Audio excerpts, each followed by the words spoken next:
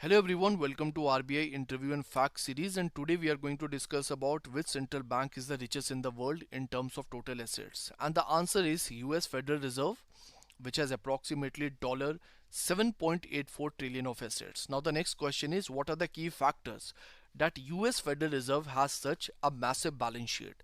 And basically there are multiple type of factors behind it. For example, quantitative easing and securities purchases. Basically the Fed, which is US Federal Reserve, it bought trillions of dollars worth of US government bonds and mortgage backed securities from banks and financial market. And why is it so? Basically to increase the liquidity in the system and also to keep the interest rate low, especially during situations like 2008 financial crisis, pandemic like situations. And these assets are now listed on the Fed's balance sheet and have the majority of the contribution.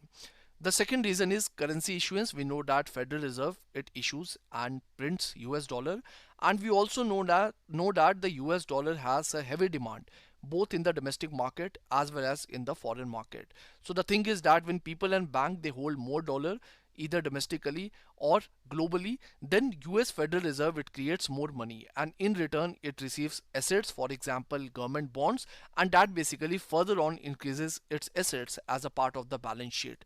The third is lender of last resort operations. So basically in financial crisis, the Fed lends money to banks and other type of financial institutions, fine, through different kind of options, and that basically also include a part of its asset under its balance sheet. The last is minimal reliance on foreign reserves or gold, unlike other type of central banks like India.